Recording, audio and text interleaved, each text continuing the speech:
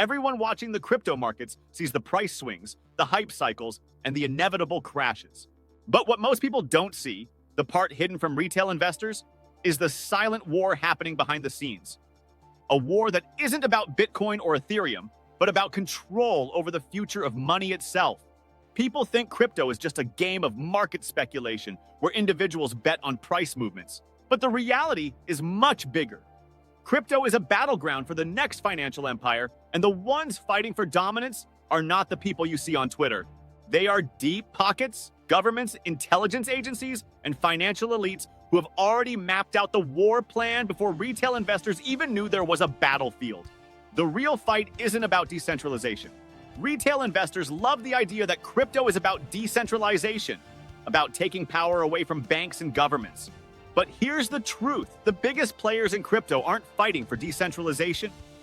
They're fighting for dominance over a new form of financial infrastructure.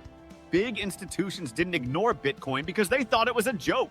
They ignored it because they were busy building their own version of the future. The moment they realized they couldn't kill crypto, they infiltrated it. That's why, despite Bitcoin being promoted as a hedge against the traditional financial system, you now see BlackRock, Fidelity, and JP Morgan all pushing their own crypto products. They don't want to destroy crypto. They want to own it. And the best way to do that? Control the on-ramps, off-ramps, and regulation while retail still believes they're fighting the old system.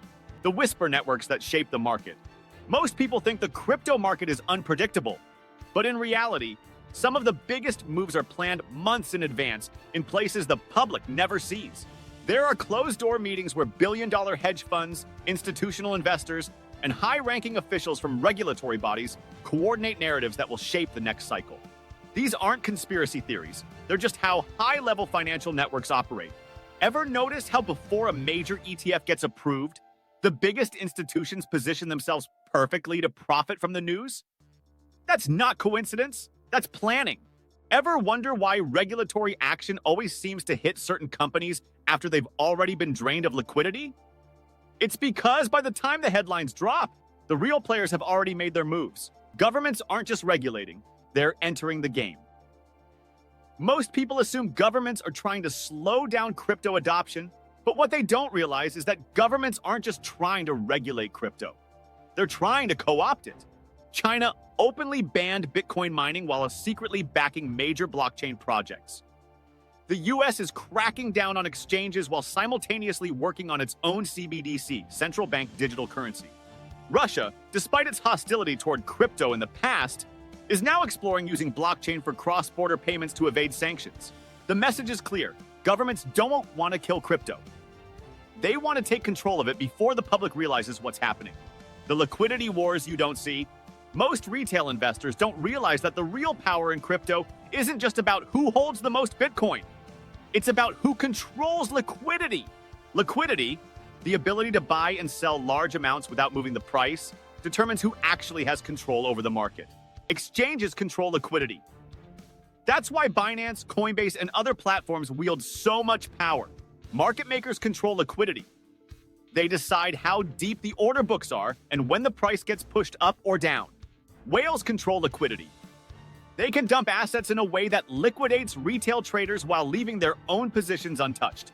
If you ever wonder why Bitcoin can drop $5,000 in minutes, it's because the ones controlling liquidity know exactly where retail traders have placed their stop losses.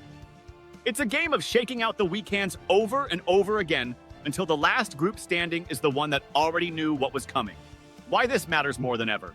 Crypto isn't just a financial market anymore, it's a battleground for financial power. The real war is between legacy institutions trying to maintain control by taking over crypto infrastructure, governments using regulation as a weapon while quietly building their own digital currencies, crypto insiders who position themselves as revolutionaries but are really playing the same games as Wall Street. Meanwhile, retail investors are still thinking this is mainly or only about price action. They don't see the deals happening off-chain. They don't see the coordinated liquidity attacks. They don't see the power shifts happening in the background. And that's exactly how the real players want it. Because by the time the truth reaches the public, it's already too late to do anything about it.